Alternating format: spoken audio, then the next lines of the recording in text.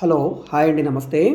ఈరోజు మనకి Guntur city prime లొకేషన్లో అంటే సెంటర్ నడి మధ్యలో రింగ్ రోడ్డు పక్కన గుజ్జనగుంట్ల కొరటిపాడు డీమార్ట్కి అదేవిధంగా గవర్నమెంటు పాలిటెక్నిక్ ఉమెన్స్ కాలేజ్కి మధ్యలో 100 ఫీట్ రోడ్డు ఫేసింగ్లో 12,294 గజాల అంటే 2 ఎకరాల 54 సెంట్ల ఓపెన్ ల్యాండు బ్యాంక్ ఆప్షన్లో సేల్కి వచ్చిందండి.